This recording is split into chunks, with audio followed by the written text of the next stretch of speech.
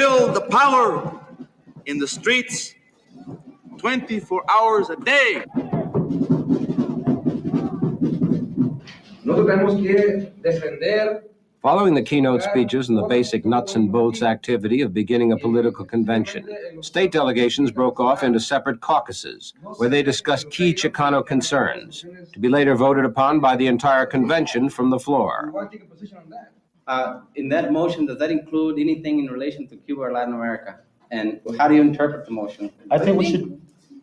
Well, it includes the Chicanos because we also have Latin ancestry in a way. So it includes the Chicano. Okay, well then probably the wording of the motion now takes care of that, in that it says any specific issue that does not relate to Chicano issues, right? Right. Okay. We've got enough problems in this country to start concerning ourselves about the problems that people have in other countries. Now, Vietnam is an issue as far as the Chicanos is concerned because we die in larger percentage numbers than do others. Endorse. We should ask for a bilingual for all children in the Southwest. Bilingual education for all Southwest. Bilingual bicultural. Yes, bilingual bicultural.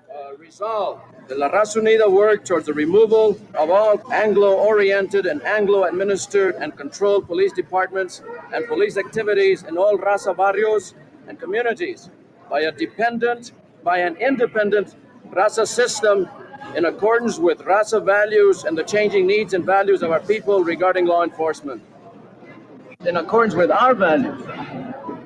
In other words, the objective here is to remove the Anglo police departments out of places where, like Los Angeles and East LA, where the sheriff and the LAPD are strictly Anglo-oriented, which makes no sense at all. You have, 500,000 people with the Anglos running them, enforcing the law. This is the kind of thing I think should be removed. Okay, go ahead. Make it short. Therefore, we feel that these procedures, once again, I will repeat, have curtailed our freedom of speech. Thank you. Resolutions on national priorities were to be voted upon, and some objections were raised. The resolutions were wholly what one would expect given the makeup of the group. Support pledged to Cesar Chavez and the farm workers was no surprise. But at the outset, differences presented themselves which were partly regional, Midwesterners feeling that Latinos, like Cubans and Puerto Ricans, were not fully being taken into consideration. There was confusion.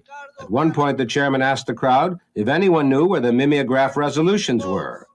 But they all strained to work things out amicably, and with one or two minor exceptions, they did. It was politics at its beginnings, the grassroots effort to gain power through a united front. There's a motion on the floor that calls for the approval of every single resolution on a tentative basis to be later, again, as we said, redefined later on by the Congreso. Mr. Chairman? Sal. Could we have just a few minutes so we can explain just a couple of seconds to explain this to the Colorado delegation? Go ahead. 2 minutes. Thank you. As the vote on the resolutions dragged on into the late evening, it was suggested that the delegates vote on all the issues at once, instead of taking them up one by one. While the caucuses were held to settle that, it allowed Gonzalez time to do a little politicking in the California delegation.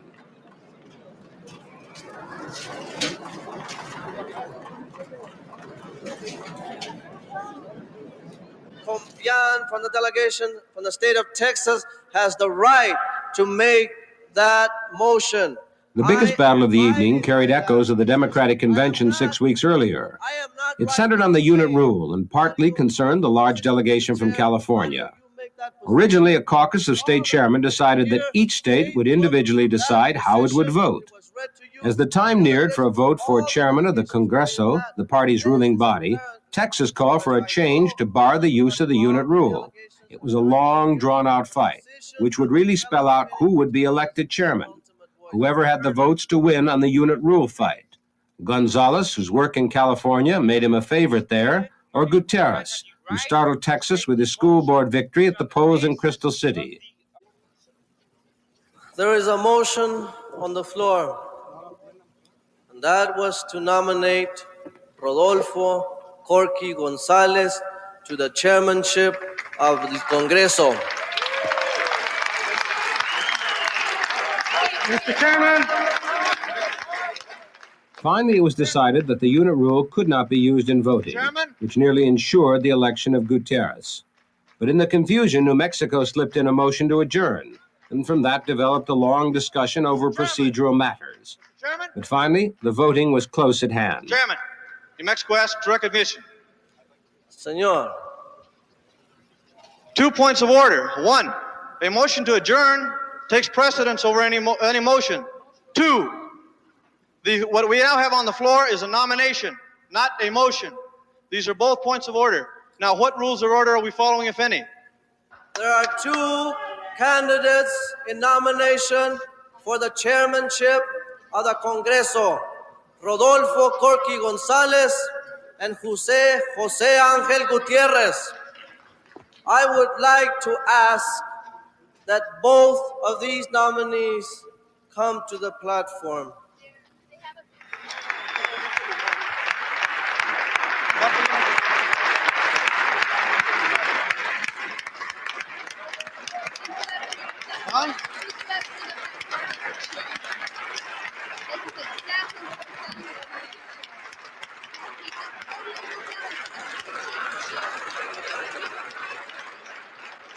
California, you have 66 votes. California cast 17.5 votes for Jose Angel Gutierrez, 48.5 votes for Rodolfo Corky Gonzalez.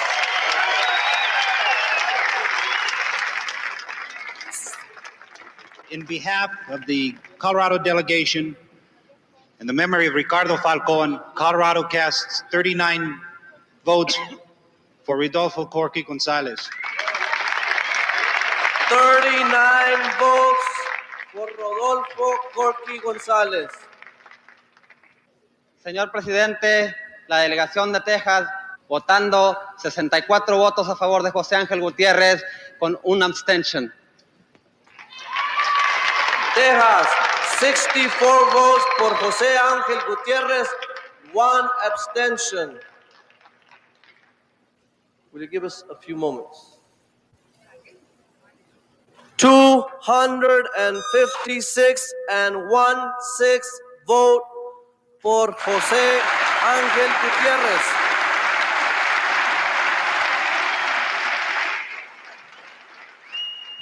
$170 5/6 votes for Rodolfo Corky Gonzalez. 1 abstention. 13 no votes. You have a chairman. José Ángel Gutiérrez is your new chairman.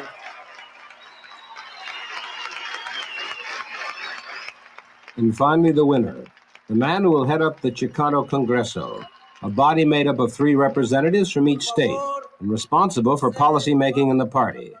Perhaps not the presidential nomination Gutierrez had in mind, but still, the top job in the party. José